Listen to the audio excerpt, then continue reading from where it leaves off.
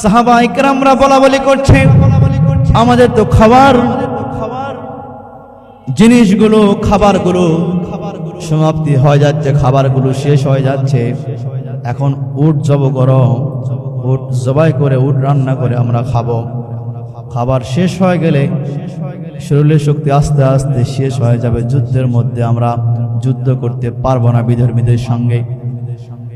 নবী করিম সাল্লাল্লাহু আলাইহি সাল্লামের কাছে প্রস্তাব করা হলো, ইয়া রাসূলুল্লাহ, ইয়া হাবিবাল্লাহ, আমাদের খাবারগুলো সমাপ্তি হয়ে যাচ্ছে, ইয়া রাসূলুল্লাহ, উট জব করতে হবে, জবে করে রান্না করে খেতে হবে, তাহলে শরীরের শক্তি সঞ্চয় হবে, আর আমরা বিধর্মীদের সঙ্গে কাফেরদের সঙ্গে যুদ্ধ করতে পারবো, শরীরের শক্তি নিয়ে যুদ্ধ করব আর যুদ্ধের মধ্যে জয়লাভ করব।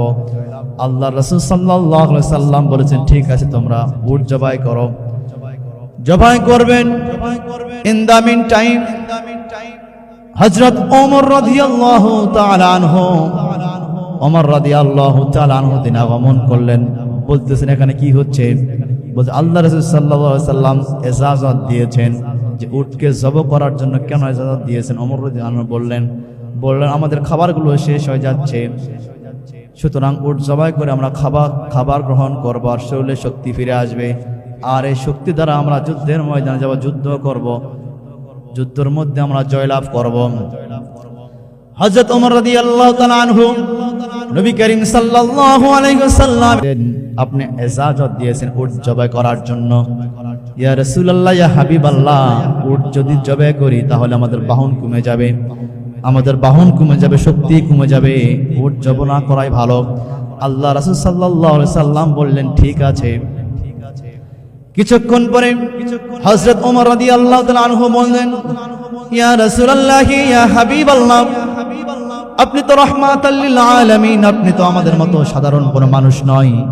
ইয়া রাসূলুল্লাহ, ইয়া হাবিবাল্লাহ, আপনি সবাইকে বলে দেন যার যে খাবার আছে, যতটুকু আছে সবগুলো আপনার সামনে নিয়ে আসবে, আর আপনি দোয়া করে দিবেন, আল্লাহ পাক বারাকা দান করবে। সুবহানাল্লাহ।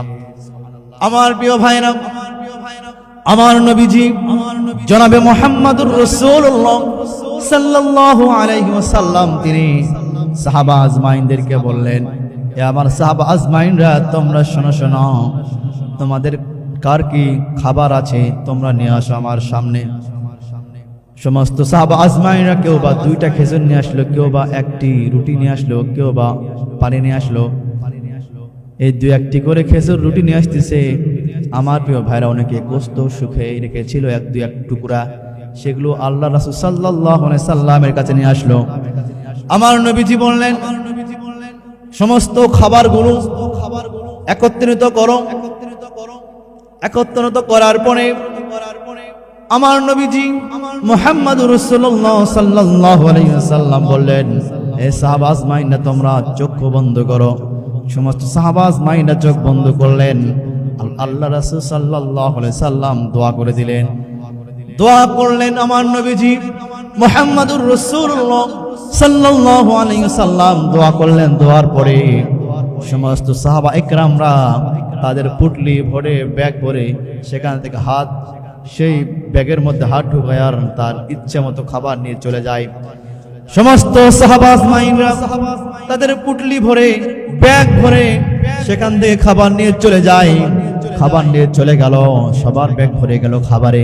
কিন্তু দেখা গেল যে পরিমাণ খাবার আল্লাহর রাসূল সাল্লাল্লাহু আলাইহি সাল্লামের কাছে রেখেছিলেন, ঠিক সেই পরিমাণে খাবার সেখানে রয়ে গেছে, খাবার একটু কমে নাই। সুবহানাল্লাহ।